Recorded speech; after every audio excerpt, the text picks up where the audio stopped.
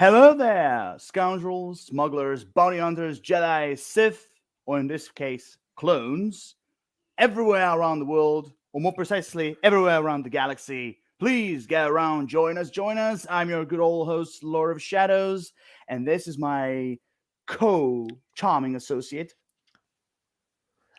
Hi everybody, my name is Kieran from the Film Review Central channel.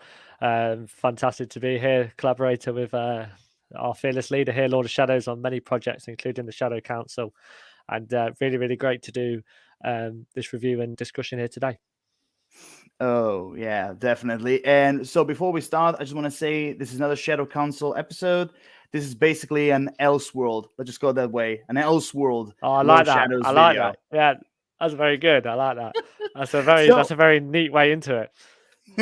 yeah, I mean, definitely. So basically, today we're going to discuss a little bit of Star Wars, more precisely about the overall Star Wars, The Bad Batch, more precisely, season 2.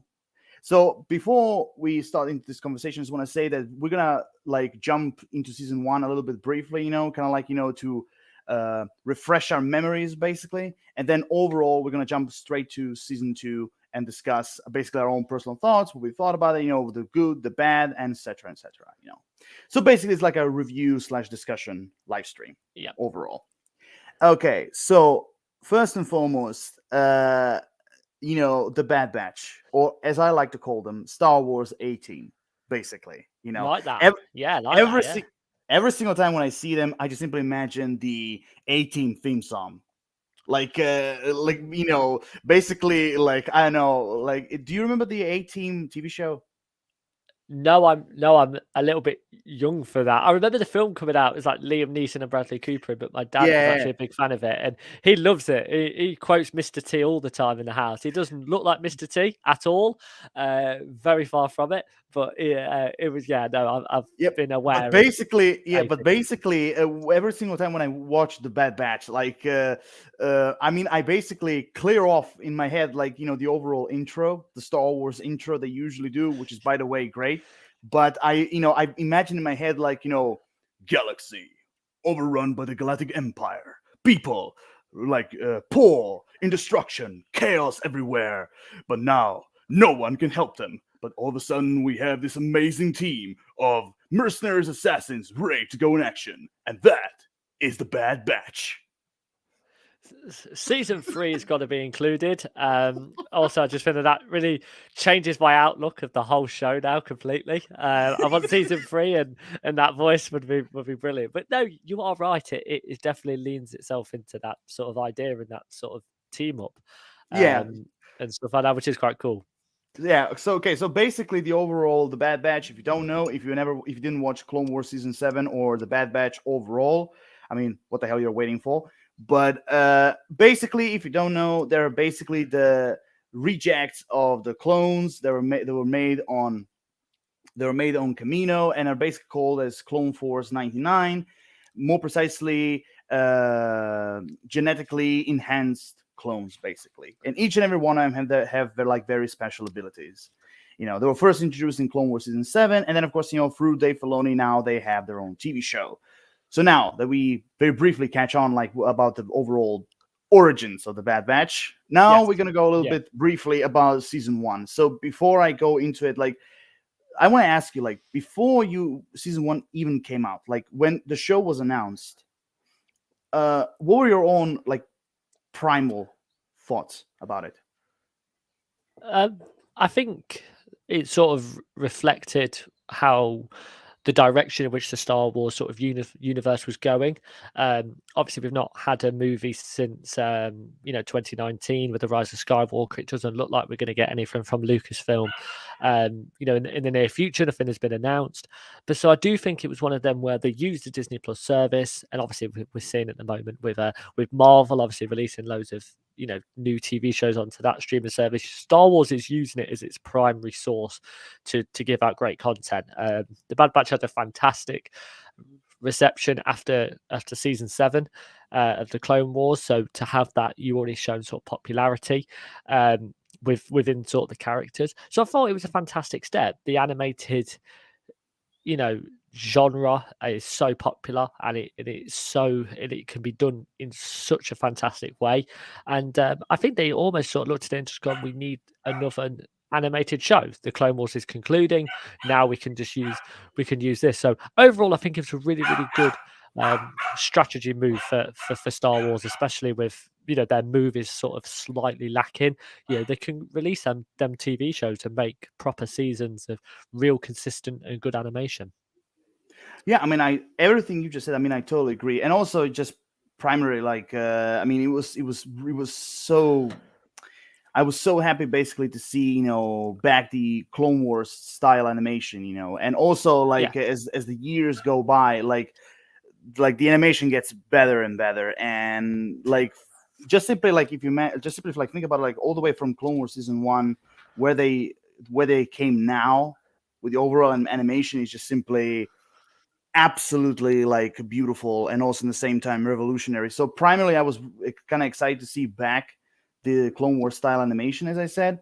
But my first thoughts were, and I'll be honest here, okay, the first thoughts I had was, why? Like, why do we need like a TV show about the Bad Batch? I mean, I get the idea, like the direction they wanted to go, but I was like, why we need it?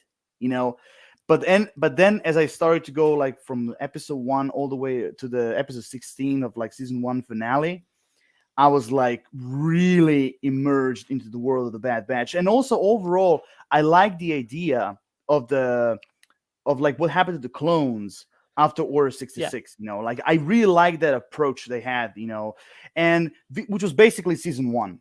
Like the Galactic Empire was formed, the Order 66 was activated, all the clones basically through that inhibitor chip, they're gonna get reprogrammed, so to speak, and by the episode per episode, you definitely, you could see the changes, in like throwing away clones, more and more clones, and like throw in like more and more like recruits from like different sides of the galaxy, basically, and also you can see like difference from the rules, the armors, like everything, which of course you notice that as well in season 1. Yeah, absolutely. Well, I think you weren't on your own with that hesitation about when the show was announced, because I think it's, was that sort of massive hesitation with obviously the Disney Plus service. Are they doing quantity over quality? Is this necessary? Is this something where they could potentially plan and sort of divide their own time? That's something obviously that Marvel are suffering from at the moment, with so much content and for every single fan that they're not honing in on what could potentially be special. So I think a lot of people were looking at them first, sort of few episodes of that first season as almost sort of a confirmation that yes, this show is something to build upon. These characters can work on their own, and I honestly think that was their biggest challenge, and I think they overcame it. Look where we are now. It's got some incredible reviews. 2 seasons behind them. It really has filled that, as you said, filled that void of the Clone Wars, because a lot of people were definitely very upset to see the Clone Wars finish, because it's a big part of people's childhoods. Obviously we had the movie in 2008, obviously off the back of that. So to replace the Clone Wars with a Bad Batch, with the same animated style as the Clone Wars, I think that's incredibly positive and a good sort of positive thing from Lucasfilm. Yeah, I mean, definitely, and also, you have to realize that, every TV show has a beginning and a middle and an end. Like all good things, always have to come to an end, to a conclusion. And also, Clone Wars, even though no matter how all of us were sad, the Clone Wars ended with season 7, which, by the way, I just want to say that even still, I think like it's one of the best endings in animation I've ever seen. By the way, when it comes to overall like TV show conclusion, that's what I meant by the ending. And yeah, I mean, like, I totally agree. Like I said, it was sad for all of us, but I kind of like think like, Star Wars, the Bad Batch, kind of continued that basically Absolutely. legacy of the, exactly, continued basically the legacy of Clone Wars. And I will be honest here, like, I mean, I noticed that even not just in season 1, but like even in season 2, I noticed that not a lot of people were interested in the Bad Batch, like, and every time when I heard that, some people saying, that like we're not interested, I just simply go on and tell them like, you have no idea what you're missing. You have no idea what you're Yeah, missing, because it is such. I mean, I'm not gonna say it's epic on like Clone Wars level. I'm not gonna say that, but I'm gonna say like it's a lot of fun. It's a lot of fun, and all the connectivity, the overall story, the characters. I mean, take season 2. We had lots of new characters this season, and I love that. I really love that. But just to touch a little bit more on season 1, and then we're gonna go to season 2. But also one of the things which I will be honest, it was really sudden, but I love the idea of like in season 1, Crosshair, kind of like being kind of becoming a villain, basically, like moving away from the Bad Batch, going in the service of the Empire, and also I love that finale. I mean, Crosshair's scar on his head. yeah, Yeah, at first I thought like maybe it was like he was burned, when they were like on that yeah. planet where all the bits and pieces were like of the Republic, like they weren't the Star Destroyers, they were like cruisers or something, like basically all those remnants with Captain Rex, and basically I felt like there was like a burn from that moment, but then I realized, when he actually said that he removed that chip a long time ago, first of all, it makes you wonder, when did he remove it? And Yeah. second of all, you're like, oh my god, like that was a really good twist. That he removed it, and then basically everything that happened, that was him. That was basically Crosshair. him. Crosshair was one of the best. One of the best characters of that first season. Him. He really did carry the show in certain areas. I think his overall character, story progression, the fact that it's got so much content, a lot of people just make him just make characters which are simple and relatable, but it's almost them tragic characters sometimes is the most entertaining and engaging to watch, particularly on a journey. I think it was, I did predict at least one of them would sort of not agree with their sort of new decisions and the life decisions that they made. And I just think they introduced that so well, that relationship between Hunter and Crosshair. They had very, very similar personalities in the way that they did things, and they were natural leaders. So I do think that you watch that first season and that dynamic, you almost sort of feel the tension when you're watching them, even though they're animated characters. The actor, is it D. Bradley Baker? Have I got that one right? Is that his name? Yeah. Like he voices all of them, and I could just think like that was so fantastically done, where you felt almost sort of the tension and the guy playing the two voices. Crosshair was by far my favorite character in season 1, and we'll discuss his role in season 2 in just a bit. But a fantastic way of, especially that how you mentioned that first season concluded. You did feel like Crosshair was the main character that was just keep bringing people in. But I do think what you were saying about people not really interested in the show, I think there's a little bit of fatigue within the Star Wars, universe from their live action stuff, and I think it has sort of manifested in and gone, well, I'm not going to bother what anything Lucasfilm puts out on the streaming service. Boba Fett did not get the best reviews. Kenobi didn't get the best, even though I really enjoyed Kenobi. Me too. They had on a bit of a rise with Andor. Although, let me just stop you here. Although, like, I'm not gonna. I don't think there's a Star Wars fatigue, because you have to remember Star Wars: The Tales of the Jedi. That was a roaring success, because that was something. Success, and a lot of people didn't want to watch it, and I could remember just watching them first few episodes, and I just thought, this is special. This is a lot. I want to see some Star Wars Visions. I came onto this Shadow Council episode and raved about that, and I cannot wait for season 2 with that. So I think it's one of them where people have got to appreciate and accept that what Star Wars are doing right is that animated stuff. We've got the Bad Batch in here, the Vision stuff, obviously with all the anime content, Tales of the Jedi. Look at them strengths. Don't say, well, I don't like one show, I'm not going to watch the rest of it, because Star Wars, it massively is impactful and really utilizes originality, and they do Yeah. it with all of their shows. So you'll really appreciate the Bad Batch if you didn't like Boba Fett. They're not the same. They're not the same show, so don't treat it like the same show. Yeah, I mean, I totally agree. But also, like, I just want to come back to what we talk about, like about D. Bradley Baker. Like, you have to give the man like like the biggest powerful applauses that you can get, because what not only in Clone Wars did he voice like all the clones, but not just that, but also the way how he voiced the Bad Batch for every single one of them, from like Hunter, Wrecker, Tech, Echo, Crosshair, like from all of them, like every single one of them has like a different type of voice, and what he did, it was just simply, I mean, what he did, like the kind of performance that he gave with, especially for the Bad Batch, like he deserves really massive credit. Really, he did, And because it what was he did was amazing, absolutely and it was amazing. some, and it was something that you actually came onto, I think, when we were on the first ever Shadow Council episode, the Mario one, where you were saying that voice actors do not get enough credit and stuff like that, and it absolutely shows here, especially with the fact that you're voicing 5 different characters with 5 different personalities, and making their dynamics almost sort of feel like we're watching 5 separate voice actors. That's incredible, and definitely deserves massive praise. You know, and I think through fans, because awards shows and sort of like that will probably not appreciate it like that, is the fans have really got to identify the sort of the genius work that he does.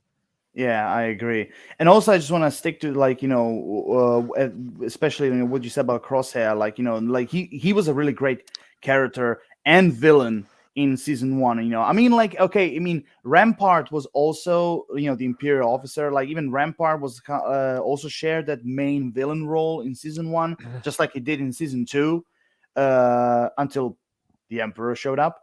Like, but basically, Rampart was also fine as a villain. He was fine. He was a very typical, like, try to get to the top, kind of like, Imperial. Basically, what Orson Krennic was in Rogue One. Speaking of Orson Krennic, I'm gonna get to that in season 2. There we go. Yeah, but the point I'm trying to say is that, not just simply Crosshair. We're gonna have to mention, the cherry on the top in the Bad Batch, and that is, of course, the introduction of the great, also for some people, irritating character, Omega. And I mean, like, she was a really great addition in season 1, and I have to say, like, her build up. I'm gonna connect it to season 2 as well. Like, her build up from season 1 to season 2 was great. It was really great, and even though, I'll be honest, when she first appeared, I was so with her. Like, as a character, she was kind of annoying a little bit, but then I was as the, for I what? was throughout a lot of that first season, and I sort of touch on them. That's my general sort of thoughts about the first one, was that it felt very much like the show was a little bit on autopilot. I felt like it was repeating sort of the same storylines. Is that she's always in trouble. They always deal with the conflict sort of within the episode, and then they go on to a new mission. I understand that in terms of, for a show, and obviously 16 episodes, is a long amount of time when you're doing it week after week. But that was one of the things where I do think how Omega was handled is that she was always somebody who had to be saved. She was that sort of, she was the placeholder to see the Bad Batch progress and sort of, understand their sort of strengths. She was sort of the cause and the effect of that was, and I understand that Omega was far better in season 2, far better in Exactly. season 2. I totally agree. I mentioned a few, like, a minute ago, that her progression from season 1 to season 2 is just simply phenomenal. Like, she became a way better character in season 2 than what she was in season 1. Which, again, as I mentioned before, like, when I first started to seeing her, I was kind of like a little bit annoyed with her character, but as the story progressed, especially her character arc progressed, I was like, from like getting annoyed, I was like, okay, I'm digging her. I'm digging her character. I'm like, okay. And then all the way to the finale, I was like, she's a great character. I cannot wait to see more of her. And in season 2, she fucking delivered. And the voice actor who voiced her, like, rounds of applause. great Like work. she was Yeah. also great. She was really great. Also, there's another character in season 1 that I want to mention. I know what you thought of this character, but I also want to mention Sid, voiced by the legendary Rhea Perlman. I felt like she was also a nice addition to the Yes. Bad Batch season 1. And there was one moment where the Bad Batch went to the planet. I can't remember exactly which planet it was, but basically they were trying to save a senator that was part of the wait a minute, separatists. During the Clone Wars, he was part of the Separatist Alliance. Yeah. And basically they were trying to save him. And then basically they left Omega with Sid. And that moment when they were alone, talking, and then of course, they were like, she basically used her tactic skills for that game, which is kind of like, a Star Wars version of chess, basically. Yes. It features a lot. Yes, and I love that. I mean, I love that, character development, not simply with Omega, but also with Sid, and like, it shows a different side of the character, and I love those moments. Like, it was really, really, really good, And I was surprised by it. I was surprised because Sid was always sort of a character that very much leaned into that repetition of it, and also she sort of had that role of she was their boss and she acted like a boss, and I think it was one of them where that moment really was surprising, and it also showed Omega's. It was one of them moments where I did feel like I liked Omega a little bit more, because she not only did she have progression, she also showed a new side. She also showed a new side of Hunter, of Tech and Wrecker and stuff like that. It was one of them where it felt very much like she was bringing out different sides, and she was the cause of that. So that moments really made us like them supporting characters, but also her as well. Yeah, but also, don't get too much close, because in season 2, we have a lot to discuss about Sid. Just want to say that. Let's move on. To season 2. I'm ready. I mean, it's fresh in people's memories. So before season 2, I just want to go into the finale of season 1. Of course, yep. Exactly. Because basically, if you look at the season 1 overall, like the beginning, the overall middle was basically, different missions going like left and right, basically doing missions for Sid and all that. But basically the finale for me was really powerful. And also what I loved about it is basically the way how they explained why the Empire, basically, they were not interested in clones anymore. Basically, what happened to the Kaminoans, what happened to Kamino in general, and I love the way how Dave Filoni and the crew basically showed in the Bad Batch season 1, And the other thing I loved about it is that, first and foremost, Rampart, like, saying you may fire when ready, like trying to mimic Tarkin. I just want to say, buddy, you chose the wrong idol. I just want to say this. You have chose the wrong idol. Yeah, because Tarkin is an asshole. But basically, that's one word. That's one word for him. Yeah, very good. Exactly. But the one thing I love is that you look at the destruction of Kamino from the perspective of the clones, from their point of view, and I love that, overall. So, yeah, I mean, when it comes to the season 1 finale, I thought it was powerful overall. So, I mean, what did you personally thought? Yeah, it did what all finales should do, and make fans want the second season to be released straight away. It got you on, massive anticipation. Obviously, season 2 had a few delays. It was supposed to come out, I believe, in December of last year. Then they came back to January, and it was the best part. It was the best way to start the year. It was the first show I started off, of this calendar year. So it did what it needed to do, and it set it up. I think a lot of people did think it was going to be that, one season, let's see what other characters we can focus for in an animated sense. And they definitely didn't do that, and they definitely made the right call. So that's what finale should do. It should give you massive fan service, but then be aware that you've got a season 2 to deal with, and you've got the responsibility of getting fans anticipated, and that's exactly what I think they did. Yeah, I totally agree with you. I mean, when the way how season 1 ended, I just wanted to see season 2 to basically be released as fast as they could, because I couldn't wait. Also I loved the idea of when it was revealed that Omega was basically she's the sister of Boba Fett, basically, because both of them have the same DNA. Yeah. Because I know, I mean, how much you're familiar with clones, but basically, when clones they have a really fast, they age fast, basically. But Boba Fett and now Omega, they have a very special DNA in which they grow like normal humans, basically. Yeah. And I mean, I was hoping for season 2, like we're gonna see Omega and Boba Fett meet, but if season 3 is announced, and I hope it is, because the way how they ended, I think it will. Because the way how I think it ended, it will be.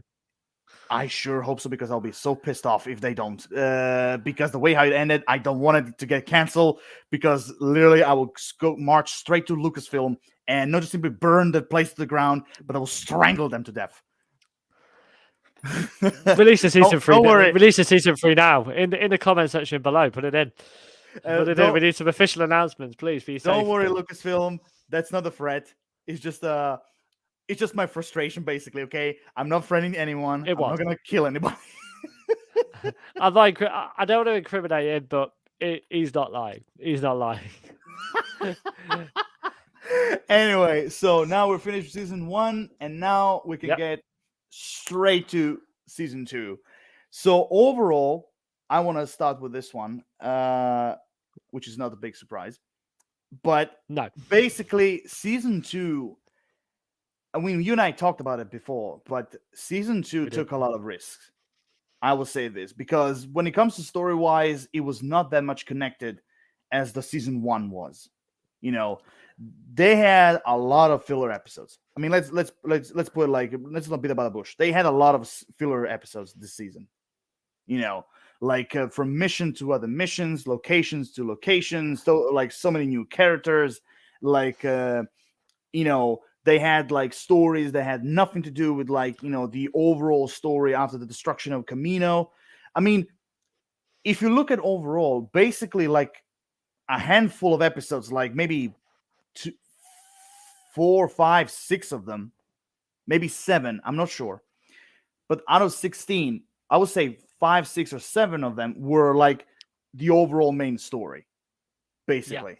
From the post-destruction of Kamino, when they went to Count Dooku's homeworld, basically, which, by the way, I just want to say this, even though Count Dooku is dead, I loved that even after his demise, I loved that we learn a lot more about Count Dooku in the beginning of the Bad Batch season 2.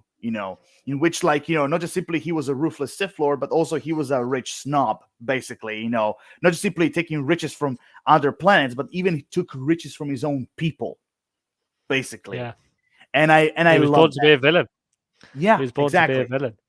Exactly. So I love that, that we still develop a little bit more about, well, not develop. We got a little bit more about Count Dooku overall. Even mostly was it was even mostly was narrated by Star Wars Geppetto, but basically I mean, hey, the guy was making toys, okay? Yeah, I can see the link. It was just I wasn't prepared for it. Look, we had far too much. We had far too much Pinocchio in 2022. Some good, one absolutely fantastic. One we will not discuss. But let's move on. Yeah, exactly. Although I feel so bad for TH. He's the man. He's the man. Anyway, let's stop talking bad about Disney. It's one of their products. Yes. Yeah. Okay. Anyway, so basically, like I said, like a little bit in the beginning, then a little bit close to the middle, and then like a few episodes at the very end. Like basically the overall main story. And I mean, but still, even though because I actually even seen a lot of people discussing it, season two, a lot of people think it's weaker than season one, basically, because it wasn't that much connected when it comes to story wise, and it had so many filler episodes that had nothing to do with like the overall story. And again, and like in some parts I can see why the people are complaining, but in some cases I honestly don't care, because even like the filler episodes I enjoyed very very much, because especially because it brought a lot of development, not simply between the team and Omega, but also like separately. Like each member of the Bad Batch was developed like in season two, and I think like in a very perfect way, especially Tech, especially Tech. I I did a review of the first season of the Bad Batch, and I believe one of the viewers was potentially Lucasfilm, because every single thing that I asked for, and in probably not, probably a bit wishful thinking there, but everything I sort of said that I wanted to see, from this, they put in season two. I liked the fact that there was disconnected episodes away from the overarching plot. It felt very much like they were going back to them Clone Wars sort of days of having long seasons, but also having them individual episodes. Yeah. Like I said, they took big risks. Like we said before the show, they took big risks in many many different ways. Releasing the first two episodes, on the day of release, and then they did episode 8 and 9 this together, and then they did the last two episodes together. Yep. When does that happen? A lot of people say, why don't you just drag this out for 16 weeks and stuff like that and just release one episode? They did originality, they did something different, Yeah. and it massively paid off. It could have gone completely the other way. I understand that, but what a lot of people need to sort of realize is that when they take risks, there's going to be somebody in the world or somebody that's going to review it in a negative way. But you focus on the positives, and if the scales are tipped towards it being positive, that's what you've got to focus on. And I think there's so many positives in season two. I know that you said that Tech was probably the best character of or the better progressed, and I agree with you. I'm going to put actually somebody number one, and that's Echo. Echo for me. Okay. Yeah. Echo for me was a great character. I just felt like he was the one that people go, name 5 members of the Bad Batch, and then he'd be the final one, and go, oh yeah, him. There was nothing down to it. It was one of them where they had such distinct differences. Tech was the brainy one. Wrecker was the Drax linked into Marvel, the Drax of the team. Hunter was the leader. Crosshair was the one that went rogue, and it almost sort of felt very much like Echo was struggling to find that originality and find, sort of his own niche, rather, lack of a better term there. But absolutely in season two, taking him away from the main team, giving him his own journey, showing a little bit of his own reasoning, and the own reasons why he does stuff, but stays very true to the way that the Bad Batch presented themselves as a group. I just thought that was a really, really positive. Even in the first few episodes, I did a short about this on my YouTube channel. I always felt like he was very disconnected from Omega. There wasn't a lot of scenes between them two where it really showed the opinion. Then first few episodes said, yeah, we'll give you that. And it absolutely does. And when I watched them, I just thought, Echo, I think he's going to have a really good role, and he did. So there's some incredible positives about season two, but I would say that probably Echo, through the existing characters, probably did the best for me. Yeah, I totally agree with you. Like when it comes, like for me, the best one for me was Tech. I will also add Echo, but I will also add another character that the way how they developed him in season two was absolutely brilliant all the way until the end, and that is again Crosshair.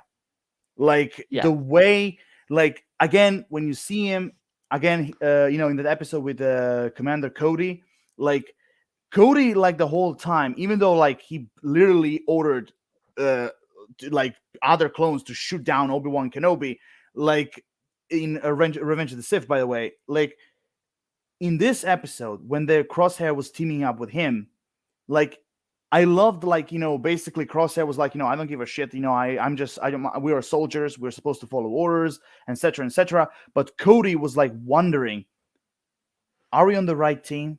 What the hell we are doing? Are we doing the right thing? Are we like here to serve the greater good, or are we serving or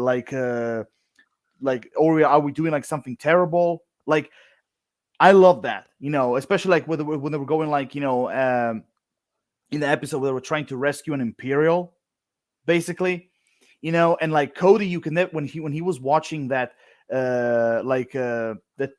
that character who was like took the Imperial prisoner, the way how he was the way how like he was watching her, and like and basically like you can see like he was trying to persuade her, like like please let him go, put the guns down, we're not gonna shoot you, don't worry about it. And he was honest, but Crosshair just simply bang shoots her with Yeah. no mercy at all. Like, he shoots her down, and he's like, if Cody's watching, and he was so shocked, like, and like really like, like basically even Crosshair were like clone or not, he didn't give a shit about it. And from the episode, like, well, not from like from the beginning, he started as a villain, but then like at the very end, especially when he find out Cody disappeared out of nowhere, and we don't know where, because that was the only question wasn't asked in season 2. What happened to Cody? Where did he go?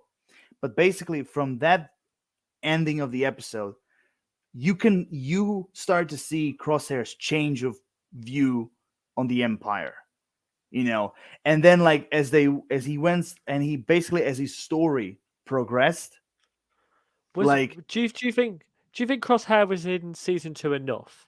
Because I think he was a great character, and at the end you really saw that, dominance in his storyline, and him really showing that sort of character arc. I just think after 16 episodes, do you think probably Crosshair, this is a question to you, obviously, but do you think that he was in it enough? I'm not saying he was bad. I just think if that story and that journey, that could have been something else that we could have explored further. Do you think he was in it enough? okay, fair enough. That was also, that for me was also one of the, personally, what I think one of the flaws in season 2, because like the way, like, especially when you see from the trailer, like, you think like, like, oh my god, like Crosshair, like, again, he's gonna go maybe like hunt down the Bad Batch, or like we're gonna see his character progress. And then like, he is, if we're gonna put it that way, he's very briefly in season 2. Like he like he's what, like 3-4 episodes in. I think he's 3 episodes. I think like he's like 4 if you put like the last scene in episode 16. I think you could say 4. But basically, out of 16 episodes, he was only like in it like 4 of them. That's like 25%. Like 25% of a show that has 16 episodes. You're not relying on, an 8 or a 10. You have got them up. You have got that opportunity. So that was actually kind of like the problem at first I had with season 2, because like, how much risk they took, and how much filler episodes, let's just say it that way, how many filler episodes they had in this one, because I really thought like, we're gonna have a lot of Crosshair in this one, but no, we didn't at all. So I would say this, even though his story progressed beautifully, even though he was there like very shortly, but like his story progressed beautifully, but still they could have used him more. I'm not saying all the episodes, but at least like, maybe 2-3 more, basically. Yeah, and I think that's where in a 16 episode season, it's priorities. What do you prioritize? What do you not? And I think, you know, if you take a really deep dive into all 16 episodes, and I'm sure, you know, both of us will have an opportunity to rewatch. My thing now, after you point, I 100% agree with you, is I'll watch the episode and go, could that have been replaced with a Crosshair episode? Because, like I said, like you said, his progression was great. In more episodes, could it have felt a bit rushed? Could they have dragged it out a lot more? But what I'm saying is that there is that priorities. What can you prioritize him through the trailers, through the way that season 1 ended? I would have liked to see more of Crosshair into it. He almost sort of made season 1 in a lot of things, and he saved a lot of episodes in season 1. So for me, it was one of them where, you know, this character has got a really interesting journey. They almost sort of felt like they were sort of slowly progressing there, but very, very slowly. Yeah. And probably, you know, like I said, 3-4 episodes of a 16 episode season, you're starting to get a little bit nervous about this character and go, why is he not being put in? Why are they making that executive decision? That's for me personally. That's why I think they should have done the opposite. You know, like, because you said, you know, like, you should focus on what do you think like they should prioritize first, you know. And I think they should have concentrated more on the main story more than the filler episodes, you know. I mean, like, for example, like, because again, season 2, which why I think a lot of people, and again, I understand them why they didn't like season 2 more than season 1. I get it, because the story wasn't well connected at all, you know. Because if you look at closely, it was connected at the beginning, then a little bit in the middle, and then like at the end, you know, and that's it. And then like everything else was filler, everything else, you know. But I still, no matter what, I still enjoy them because, you know, of the character progression, and of course the new places and the new characters that we introduced. I mean, I have to put in just quickly. I'm just gonna put in like Fee Genoa, who was voiced brilliantly by the legendary Wanda Sykes. You know, Brilliant. I thought like her character was cool. You know, and she did her dynamic with Omega was what we got from Sid in season 1. It was very, very similar. The way she was introduced as well, I really liked. Like, she was introduced in that way where you could just tell, because you've been introduced to this Bad Batch characters, like nothing phases them. This one character phased them, and you sort of look at them, the way that they were around her, that they did fear her. I was under the impression that she was only going to be briefly sort of come in and out, but obviously then she had nope. you know, a massive role in it, and I really, really like that. Yeah, and also, I mean, we can we agree, you and I, that there was a chemistry between her and Tech? Can we agree on that? Yeah. I mean, are we going to are we allowed to talk about spoilers? Is that something that we could discuss? We can. Yeah, I mean, that was, you know, I did have that hope that potentially when they were hoping to stay and sort of settle down and stuff like that, then I was getting a little bit sort of thinking that this is going to be the final season, and, you know, sort of end that journey on a really beautiful note. And we might get that in season 3, but as soon as we had that finale, I was almost sort of rooting for Tech more than anybody to sort of settle down and stuff like that, because he was such a great part of. I sort of felt like Echo had his own journey and that wasn't done. I think Wrecker was just happy to go off with anybody. I think Hunter was thinking primarily about Omega. But I think Tech was the only one where I was sort of rooting to see that, you know, story ended. It ended, but not in the best way. And I'm sure I could visualize your face as that happens. I'm sure that. I just want to say. I I just have a want to say question. this. Okay, go ahead. I have a question about sort of the episode length. You said about the filler episodes and stuff like that. There's 2 choices that they can make. I don't know whether they will make them, but I present the arguments to you, and you can sort of see which one you want to agree with. Either you make them filler episodes be fun, be interesting, and then later on in the season link in and make them filler episodes week by week, because we discussed about The Mandalorian and the fact that the episode 3 was a fantastic episode. Nobody liked it because they were all wrapped in the moment of everything needs to link together, when that episode might later down the road, could they do that? Or do you reduce it to a 10, 12 episode season and really restrict that opportunity for the overarching story to be featured in every one? What do you think is potentially the best direction? Because, you know, filler episodes are great for a lot of people, and I really like them. But do you think certain people would prefer a shorter season, or have every filler episode link somewhere later down the road? Okay, I just want to say this first and foremost. 16 episodes per season is, for me, is way better than 22 or 26. Number one. Yeah, Number absolutely. two, yeah, because 26 is a very traditional thing that animation does when it comes to per season. 22 episodes or 26. 16 for me is very satisfying when it comes to the Bad Batch. Number one. Number two, when it comes to filler episodes, I mean, that's just my point of view. Yeah, You can make filler episodes to make not simply the show, but the characters and the overall how can I put this?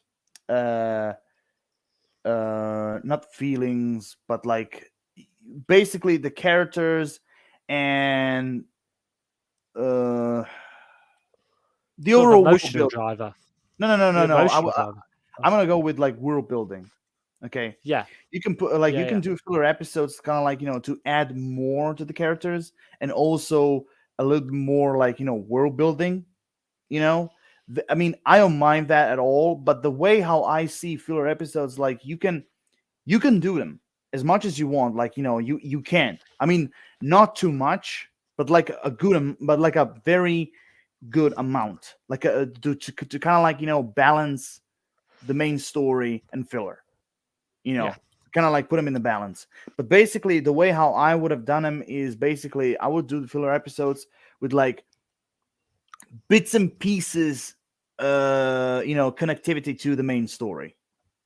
You can basically you can do so many filler episodes as you can, but like, my point of view is that you should like at least put like some elements, like sprinkle the main story in it a little bit. And I think that's what they're doing with Mandalorian. That's why I do believe people were not really giving them that opportunity to sort of go, hang on a minute, that was episode 3, we're on episode 5 this week. So, after at that point of time, we had 5 episodes left of 7. We got 10 episodes of Mandalorian season 3. 8. So we had 5 more episodes. And and like you said, they're sprinkling it on with the fact that 3rd episode, everybody was just wrapped up in, why the hell did we get this episode? And you're like, well, hang on a minute, just give it opportunity. If they don't do it and you're discussing it towards the end of the season, carry on. I'll give, I'll sort of weigh in on my opinion and really appreciate where you're coming from. Not in the middle of a season where it could potentially come back and regret that and go, you know what, that episode really did a lot for me. But what did you think about that finale then? What did you think about that moment? Because I was almost stunned, where I had sort of no emotion. I was more stunned than anything. And that was sort of my first sort of feeling towards it. It was crazy. I just want to say this finale, I mean, we can both agree it's a like 2-part finale. We can all agree. Absolutely, yeah. It's a 2-part finale. But the way how it ended, I was shocked. My jaws dropped. Like literally, I was like this most of the time. And also like that fucking twist in the end, like with the spoiler alert, one of the doctors being the sister of Omega. By the way, the animation of that, honestly, I just looked and went, family member, because it was that good. Where like certain family members in sort of like shows and movies do not look like each other at all and don't really make that effort, but they were, you could just tell straight away. As soon as you saw her, you were like, family member of some sort, because that Yeah, side by but side you could just see it. yeah, but here's another thing that kind of makes me that kind of made me actually notice that there is something special about that character. For instance, take episode 15. No, not 15. I think it was 14 14? when I think it was Oh, it's 14 when Crosshair was trying to escape. Basically, take that. 14. Okay, 14. 14, Yeah, yeah. take that episode for example. The conversation between her and Crosshair. Number one, when she was trying to reason with him. Number one. Number two, she was actually gentle when they were trying to torture him. Like she was gentle. Like she was saying, like Yeah. whoa, like take it easy, not too much. Like you're gonna kill him. Like the doctor. By the way, I just want to say, Dr. Hemlock, that fucking guy. Oh my god, like this, like, I mean, Dr. Hemlock was a very interesting villain in season 2. Like he was a very interesting villain. Like he was this. First and foremost, I'm a sucker when it comes to mad scientists. I'm a sucker, and first and Good to foremost, know. yes, and I was so happy to like, because the last mad scientist in Star Wars that we had was basically, I think, was like in season 2 when we had that alien Nazi scientist who basically created this kind of like toxic gas. I don't remember exactly what was called, but like he was basically saying like yeah the entire time. Yeah, and basically like there was the like so, and basically like when I saw Hemlock, I was like, oh, thank you Lord, like finally you brought me down a new mad scientist. I was so happy. Like Hemlock is a one creepy mad scientist, by the way, and like from his movements, from the dialogue, he was such an interesting character, and I really hope to see more of him in season 3. I mean, we have to. But basically go back to the season finale. First and foremost, I was fucking shocked to see Tech go. I was shocked. Like I had an idea that he could actually die, but I was still Really? like, I did not see it at all. I was shocked. I actually had a feeling that he could die, but oh my god, like I was still in my head, I was like, please, like no, let him live, like please, don't kill him off, like please. And then like boom, they killed him off. And also I just want to say his last words, like, when did we ever follow orders? Like it was such a perfect way, to kind of like end his character arc. But I will say this, between you and me, I'm still on the fence that he's actually dead. I have a feeling he could actually survive. There's always that hesitance with it. I personally, I know you might disagree with me here. I don't want them to do that because of that sense of, because they've been taking some really big risks this season. You almost sort of feel very much like now you're going back on your sort of, you're going back on that. They had massive confidence to do that. I think you have a massive confidence to kill any sort of main character off, when you know that there's a future for the show or movie or whatever. I think it underappreciates just how big that finale was. But just obviously another point on the finale, you felt like it was a roller coaster. As soon as something happened, and it was the core, and it was the effect afterwards, and you said, okay, all right, we're done. Next, we've got something. And it was just that roller coaster. That's how finales should be. I mentioned earlier that season 1, you wanted to see season 2 straight away. They did it even better in this finale. Fantastic with what they did. Like you said, I didn't expect it at all. But almost sort of after thinking about it, and then I did my review on my channel, obviously having that opportunity to sort of, manifest everything happened and sort of collect myself and collect my thoughts. I understood and went, like I said, this has been a whole theme throughout the whole season. they've took risks. They've allowed to show originality. That they've not stuck to a formula. They've not stuck to just repetition. They're not on autopilot, and things like that in the biggest possible way to such a big character, doing risks like that. If they go back on that now, it almost sort of feels like them big decisions and then risky decisions is just all going to go away. I would look. Tech would be great.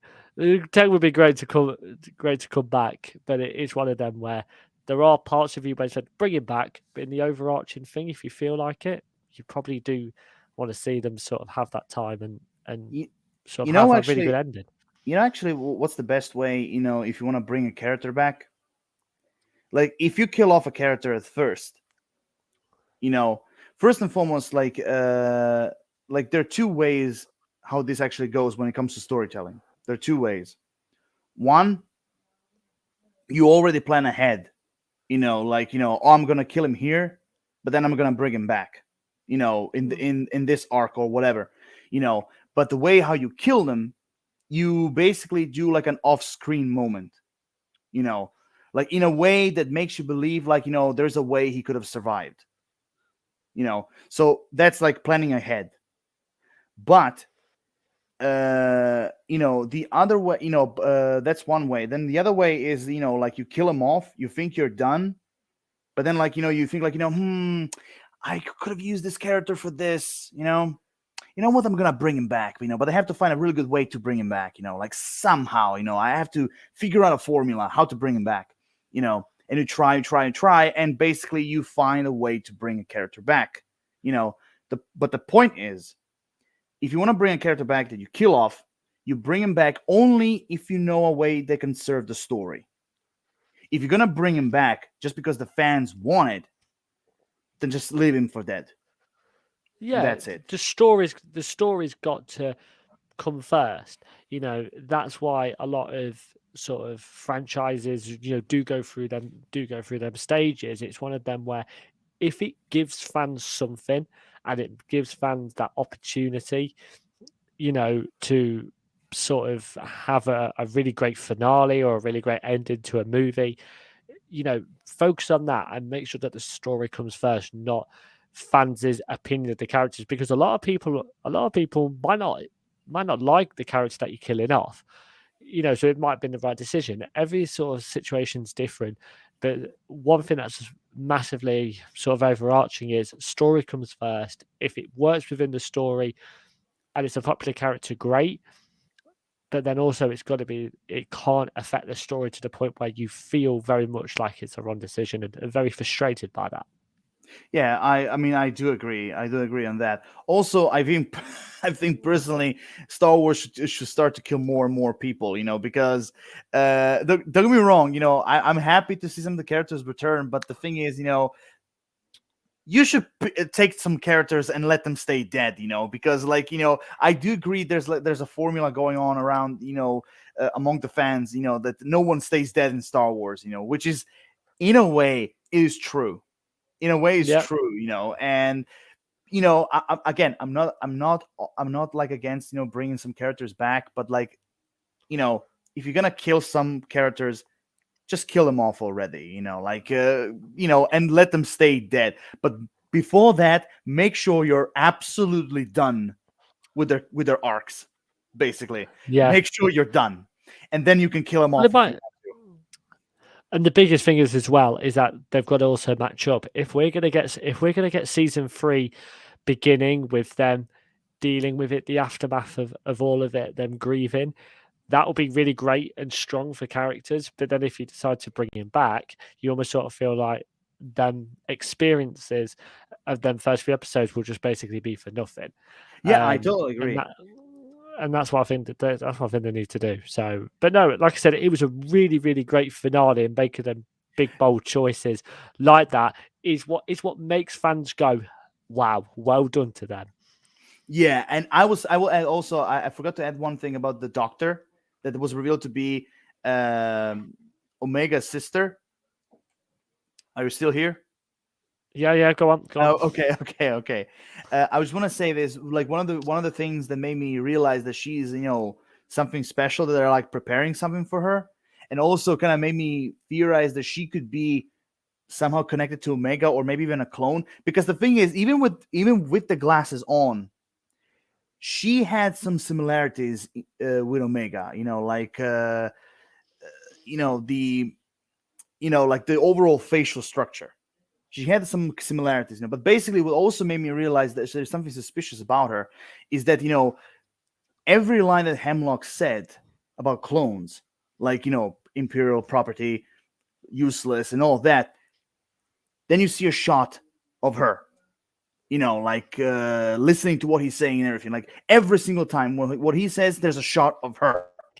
You concentrate on her, and then maybe realize, like they're preparing something with her, like they're doing something with her, and then in the end, you see that, But overall, I also want to touch to like one more thing. We cannot end this discussion without talking about the Senate scene. Like not just simply the grand appearance of Darth Sidious, aka the Emperor Palpatine, but also the overall like how stormtroopers were officially created, and which again, I love the way how they handled, like the overall like beginning of the origin of the stormtroopers, and also first and foremost, we can both agree Rampart got what he deserved. Even though Palpatine decided to throw him under the bus, and he got what he deserved. Okay, like he was a fucking asshole, and he got what he deserved. Also, I just want to say I was surprised to see Senator Tucci in it as well. Yeah. The Pantorian senator. I was really surprised to see her, and also the overall like movement of the clones, like having their own rebellion, like that was also a really cool part, but the overall like going back to the Senate scene, like with Palpatine, also hearing Ian McDermott again as the Emperor, I was like, that it makes there could only be one voice. Yeah, there could only be one person. Yeah, I mean, like in hearing Ian McDermott again, hearing Ian McDermott back as Darth Sidious, like it makes that scene even more powerful and even with way more meaning, basically. And also I think as well, coming about sort of the clones having their own sort of rebellion, I think it also showed the natural progression of sort of clones, and one of them things that I think you could really touch on about Commander Cody and all the other members of the Bad Batches is that in Jedi, the Star Wars universe, if you look at it from a lot of people, is very, very simple. You've got the good and you've got the bad. Make your choice and fight for that side. The clones are in the middle. The clones are sort of that thing where they've gone on such a journey overall as sort of a group. It almost is sort of pick a side. And I think it's, and who do you want to follow? What are your beliefs? They're becoming a lot more throughout sort of the Clone Wars, throughout this. And especially they really touch on this really great in them 2 episodes of season 2 about the rebellion sort of stage. You almost sort of feel like they're more human. They have opinions, and they're not just a support network, for the Jedi then turned Sith. They really are them, they really are people with their own opinions. And I think that's what's a really, really great part. But no, I think Bad Batch season 2 definitely got me up, back onto this world. Like I said, I had a few issues with season 1, but season 2 put me back into that mode, and I cannot wait for season 3. And that's ultimately the main goal, is that if you're going to do, if you're going to have the next season, it will be announced. So don't kill anybody yet. It will be announced, I promise you. You've got fans excited, and that's the overall main thing. Yeah, I agree. Okay, but I sure hope so that in Star Wars Celebration here in London, I'm really hoping that that they're gonna reveal season 3. I'm really hope so. They do that, because the way how he ended, we need to have a season 3 pronto. We need to. But also, I just want to very briefly mention, it was really great to see, by the way, 2 characters that appeared in Rogue One, and which are Orson Krennic and another Imperial. I don't know if you notice him, but like other Imperial Fee. What was his name? Just a moment. Hearst Ramadi. Yes. Which was like they were part of the summit with Hemlock, Tarkin, and Yeah, another yeah. Imperial. It was really great to see them, and also, by the way, voiced by the same actors who play them. I mean, even though Ben Mendelsohn only had like one line, which is basically like certainly Governor Tarkin, like that's the only thing he said. But also, like when you look at him, you already know it's Krennic. You already know just from the Yeah. facial expressions, like it's him. But But it was really great to see Mendel- those characters back especially in animation this time. Yeah, Rogue One's my favorite modern sort of Star Wars movie, sort of Disney-led Star Wars movie. I really do love it, and yeah, Ben Mendelsohn is at the moment his wages are being fought by Disney Plus. Absolutely, all of us that have subscribed to that is all of the profits is going to Ben Mendelsohn. I think with that and Secret Invasion, which dropped its trailer today, but that's a separate world. But no, definitely very very cool. Yeah, I agree. I totally agree. But also, before we finish, I just want to ask you, of all the filler episodes, actually, I want to say filler episodes because I want to give some breathing room to like other episodes outside the main story. What were your favorite filler episodes? That's that's tough. That's really tough. I would say the crosshair one was good. In the middle of the season, probably the Clone Rebellion, because like we just said, it was a massive positive, and I just think it really showed them great progression. So I'd say them two, and also the fact that they were released together. I was almost sort of thinking, okay, let's see. And as soon as I watched that episode, I went, thank God there's another episode. You had to give us that. So that was really, really great. So I'd say that one for me. For me personally, I mean, okay, it's kind of unfair to go directly to like the finale of season 2 because that finale was great. But if I have to pick, like, because I'm actually between, I'm actually like between like 2 episodes actually. One is Truth and Consequences, which is basically the episode where Emperor Palpatine appeared, because I thought like that the overall episode I thought it was great. But there's actually another one. Well, actually, I'll mention 2. Okay, I'll mention 2 more. The other one is with the with the droid voiced by Ben Schwartz, and also with the kind of like the pod racing with Tech Wrecker and Omega. When Tech was basically the racer. Yeah, that episode was like really great. Especially kind of like giving an insight of what kind of a character Sid is, which of course in the finale was revealed that she's basically nothing more than a lizard cunt. But anyway, I just want to say that. But I love that. Also, do you know that the guy, the alien rival of Sid, was voiced by Winston from Ghostbusters? No, Yeah, he was the guy. That's quite cool. I'm still getting over Sid's new name. Honestly, that is brilliant. That's really good. I like that. I like that. Yeah. So that I'll mention that one, and there's another one that I thought was interesting. Was the continuation of the episode where when they were like in that cave when that little kid stole their ship. And that was close. Like I was thinking in my head that probably potentially that one. So yeah, that would probably be that episode number 3. Yeah, so that episode remind me so much. By the way, I just want to say season 2 was filled with so many references. By the way, they were filled with so many references. Like, I just want to say this. Number 1, remember when Omega was trying to get the bag of jewels? Yeah, that remind me of that scene with the Holy Grail with Sean Connery and Indiana Jones, when basically he told him, Indiana, let it go. Like, they remind me so much of that moment. Yeah. Number 1. And now going back to this episode, it reminded me so much. It reminded me of Oliver Twist. Oh yeah, that's a good point. Yeah, it reminded me so much. Have some more. Yeah, of course. Yeah. Yes, because that's what's good about Star Wars. Yes, and also, I mean, like, the kind of like the old, kind of like, Omega was kind of like Oliver Twist in a way. The kid with her uh was kind of like, like a version of Dodger, basically. And the guy, Yeah. of course, with the one arm and like walking like a 100-year-old grandpa, basically was Fagin.